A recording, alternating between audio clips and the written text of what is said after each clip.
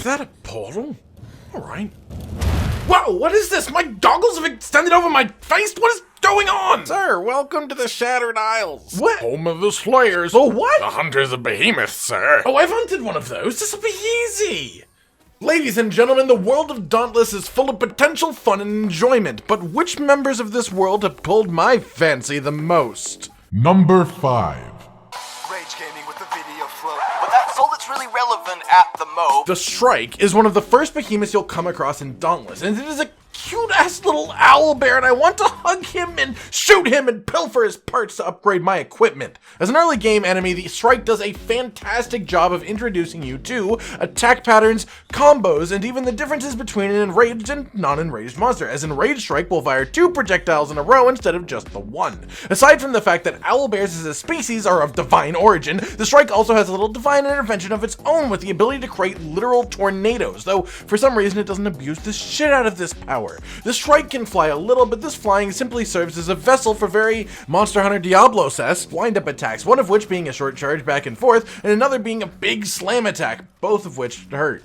The reason I enjoy the Shrike so much is because of these patterns, these wind-ups, and this learn ability. I always love fights that you can legitimately become unstoppable in if you learn them well enough, and the Shrike is absolutely in that category. Also, he's a cute-ass fucking owl bear. While a simple monster, the Shrike, in my opinion, is the best of the introductory starter monsters. It does a great job to teach you about the general game mechanics while presenting an extremely enjoyable and learnable fight packaged in a very aesthetically pleasing package.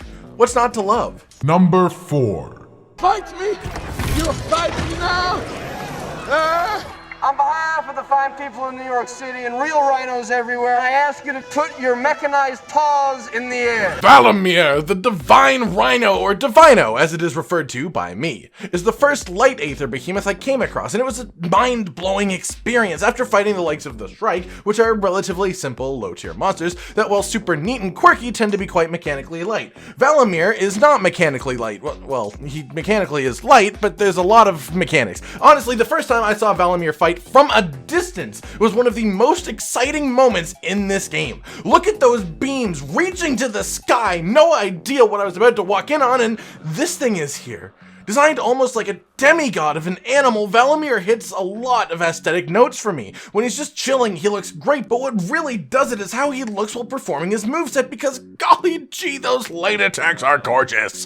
Where Valamir falters, however, is he sort of starts to feel more like a raid boss to me than a living, breathing creature. His fight is intense and unarguably fantastic, but it feels rather odd. I know this stuff makes sense in the game world because of how the light aether works, but when a rhino starts spawning sentry turrets and turtling himself in a crystal shell, it starts to feel like I should charge in, yelling, "Leroy!" Jenk! In all other areas, however, the Valamir is in fact a fantastic creature. The little turrets adding a massive layer to the fight, the fact that the creature moves by teleporting across the battlefield and setting up little gauntlet-like runs you have to do to get back to him. The crystal phase is very boss-like, like I said, but it is very mechanically neat, as it sort of creates a quick trap that you have to deal with effectively, and in case you didn't recognize it when I said it the first time, he fucking teleports to get around.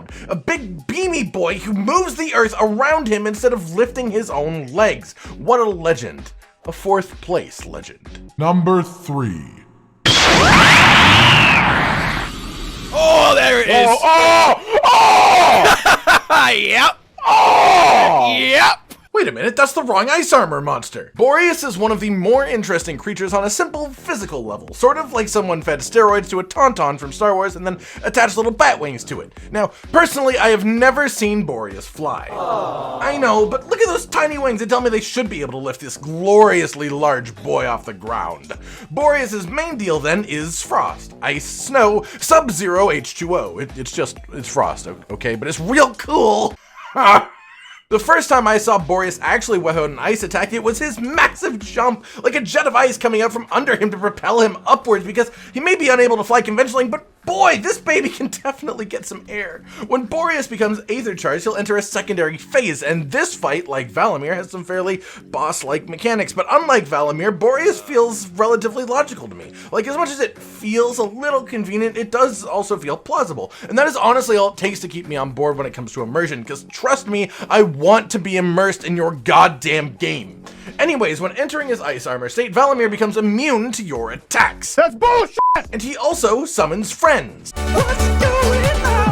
But one of those actually helps with the other, as when you kill his minions, they will give you a little buff that allows you to damage Boreas with your next hit. A few good hits, and you'll slowly peel off his beautiful ice sculpture overcoat. But honestly, I wish he didn't have to, because he just looks so good. Some of the minions he summons are different than others, little chunky boys that explode upon death and give you a buff that is slightly stronger than their counterparts. The fight essentially breaks down into these two phases, one in which you focus Boreas, and one in which you clear out what I can only assume are his poor little babies. The non-ice armored phase sees him attack with a lot of his tail and face, as those are his two largest parts, wings, and when he enrages, he won't stop flinging himself at you full throttle. As the ice phase minion buffs are based on the number of hits rather than damage, you frequently wind up with extra minions still alive during regular Boreas fighting, which can get a little awkward as no one particularly wants to deal with them when they aren't directly helping them kill the behemoth in front of them, but they are relatively easily dodged and can be collateral down, as after all, you want to get as much damage in on Boreas during this time as possible. Boreas is where I stopped having any issues here, meaning that Boreas isn't number 3 because he failed somewhere, he's simply number 3 because I like number 2 and number 1 more, but that shouldn't take anything away from him. Boreas is a gorgeous creature who deserves nothing short of happiness and maybe some bigger wings. Sorry again. Number 2. This is Wyatt and Gary. Something's about to change their world. Something out of this world. What would you little maniacs like to do first? Saga is an incredibly interesting creature from the get-go. Sort of a crocodile fused with a porcupine mixed with an electric eel, and it is awesome. First off, yes, I know, this is sort of like if you played Bad Telephone with a description of Legiacris, but if you forget Monster Hunter sensibilities for a couple of minutes and check this scaly wonder out, you might find yourself nicely surprised. When you first see Saga, your first reaction might be, ew, what is wrong with its face? But then your second should be the realization that he is just perpetually charged with lightning. He's excited because it works sort of like coffee for him. Please, kids, do not feed the Saga coffee. As the fight goes on, Saga will enter his Aether state and grow his quills out, sort of like Wolverine. In this state, he can shoot out his quills, which then start to act like lightning rods, giving him a target to channel some of his bigger lightning strikes towards. And if one of these quill piles is hit by a ball of lightning, it will shoot out a smaller ball in return. You can also shoot these quills if you choose, but they take a pretty hefty amount of punishment to get down. As a point of interest, the balls of lightning that are exuded from these quills can also be reflected completely by hitting them with an attack, which is much easier for some superior weapons. Saga looks sort of creepy as shit to begin with, but that is only made more interesting throughout the fight. In Aether mode, when he grows his quills out, he starts to glow almost radioactively as he crackles with lightning that seems so powerful it can barely contain itself in the correct shade of color. And then he just digs underground and leaves. But then you find him again and the fight resumes. One of the interesting parts of Saga's fight is if you clear out all of his lightning rods, some of his attacks will be ridiculously ineffective as they have nothing to jump to. A real nice touch is for lightning to work properly, it needs a starting point and an end point. And without that end point, it is mostly harmless, just like Saga. When he gets enraged, however, he is anything but harmless, faster, deadlier, and filled with somehow even more electricity. He charges all of his quills simultaneously and they will start shooting out balls of lightning in every direction, and he spits quills out at an alarming rate before doing so, making it super hard to even clear out all the quills at this time. All in all, Saga provides a super memorable fight with clear and learnable patterns, which we all know I love, but he has these patterns in an interesting way. The lightning attacks will always gravitate to or from the quills, but because the environment changes and the positioning of the quills change, and the different states of the fight change the interaction with these quills, it really makes for a fight with a lot of replayability and just general impact, while still rewarding you for being good at it. The fight leaves a lasting feeling on me every time, and it is fantastic. Number 1. With a new captain! Rift Stalker! Your name is... Rift Stalker? That's right. Do you shoot Rift out of your... Stalks? It's metaphorical! Rift Stalker, however, is not a metaphorical name, as this bat-like rat creature legitimately fucks with the space around you and teleporting portal shenanigans. Portals which he can, of course, think with. Say the line, Bart! Well, in his normal state, Rift Stalker?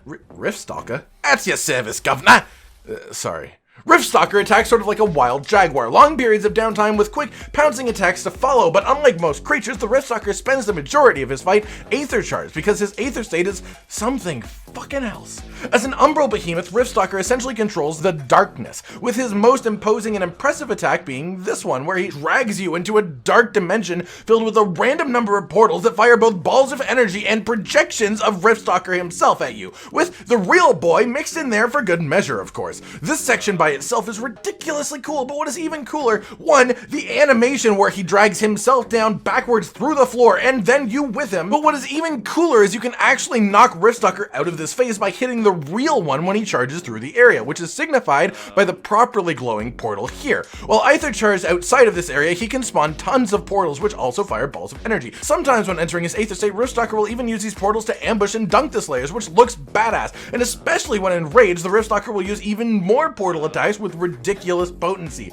Watching this dude scream across the battlefield with these gorgeous little purple void portals is just one of the most aesthetically pleasing experiences in the entire game. The feeling of watching him fly by is sort of reminiscent of Uragon's rolling in Monster Hunter, but with a pace that makes you feel legitimately concerned about the position of your opponent. Riftstalker is a behemoth that makes you feel legitimately at ease upon first expansion, maybe a little off-putting and rodent-like for most people, but the moment he starts pulling out his elemental abilities, all bets are off. The fight is intense and beautiful, and the creature in question feels like he is legitimately just doing his best to survive using the abilities that were given to his species, and the fight is just so good. It looks great, it feels great, it's just number one.